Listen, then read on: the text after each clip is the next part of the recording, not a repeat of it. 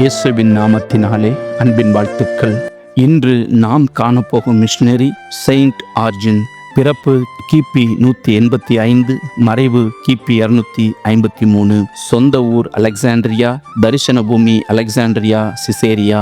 அலெக்சாண்ட்ரியாவின் புனித ஆரிஜனின் முழு பெயர் ஆரிஜனிஸ் அடமெண்டியஸ். அவர் ஆரம்பகால மிகப்பெரிய கிறிஸ்தவ இறையியலாளர்களின் ஒருவர். அவருக்கு கிறிஸ்தவ கோட்பாடுகளோடு இலக்கியம் மற்றும் தத்துவத்தையும் கற்பித்து அவரது தந்தை லியோனிடஸ் அவர்களால் அவர் பெரிதும் ஈர்க்கப்பட்டார். சிறு வயதிலிருந்தே ஒவ்வொரு நாளும் வேத வசனங்களை மனப்பாடம் செய்ய பழக்கப்பட்ட ஆரிஜன் தேவைப்படும் போதெல்லாம் அவற்றை ஞாபகப்படுத்திக் கொண்டு அறிக்கை செய்வார். கிறிஸ்தவ மதத்தை பின்பற்றினதற்காக அவரது தந்தைக்கு மரண தண்டனை விதிக்கப்பட்ட போது குடும்ப பொறுப்பை ஆரிஜன் ஏற்றுக்கொண்டார். அவரது 18 வயதில் கேடெகெடிக்கல் ஸ்கூல் ஆஃப் அலெக்சாண்ட்ரியா என்ற கிறிஸ்தவ இறையியல் பள்ளியில் கிறிஸ்தவ கொள்கையை கற்பிக்கும் கல்லூரியில் கேடகிஸ்டாக நியமிக்கப்பட்டார். அவர் அங்கு ஒரு கிறிஸ்தவ துறவியின் வாழ்க்கை முறையை பின்பற்றி எளிய வாழ்க்கை வாழ்ந்தார். வெறும் காலுடன் நடந்து செல்லும் ஆரிஜன் தனது பெரும்பாலான நேரத்தை கற்பித்தல், உபவாசம் மற்றும் ஜெபம் ஆகியவற்றில் செலவிட்டார். பல்வேறு உள்ளூர் கிறிஸ்தவ சபைகளிடையே கோட்பாடுகளில் ஒருமித்த கருத்து இல்லாத ஒரு காலத்தில்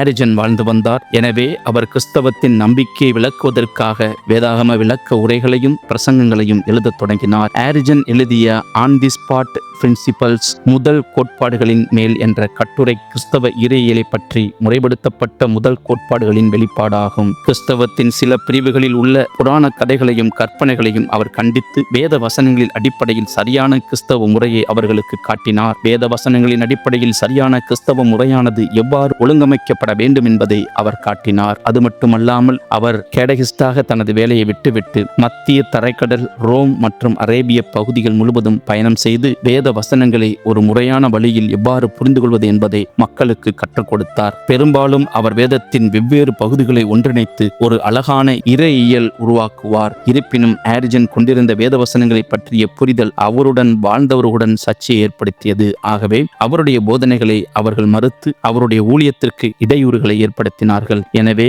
அவர் சிசேரியாவுக்கு சென்று அங்கு இளைஞர்களுக்கு இறையியல் பயிற்சி அளிக்க கிறிஸ்தவ கல்வி மையங்களை அமைத்தார். மேலும் அவர் பொது விவாதங்களை நடத்தி இறையியல் ரீதியாக சரியான பக்தி வாழ்க்கையை வாழ பலரை சம்மதிக்க செய்தார். இருப்பினும் டெசியஸ் பேரரசின் ஆட்சி காலத்தில் கிறிஸ்தவர்கள் பரவலாக துன்புறுத்தப்பட்டனர். ஏறக்குறைய கிபி 250 ஆரிஜன் கூட கைது செய்யப்பட்டு கிறிஸ்துவின் மீதான விசுவாசத்தை கைவிட மறுத்ததற்காக கொடூரமாக சித்திரவதை செய்யப்பட்டார். 2 வருட கடுமையான சிறைவாசத்திற்கு பிறகு மோசமாக காயமடைந்து தனது உடலை இந்த உலகில் விட்டுவிட்டு பரலோக வாசஸ்தலத்தில் தனது இறைவனை அடையச் சென்றார்.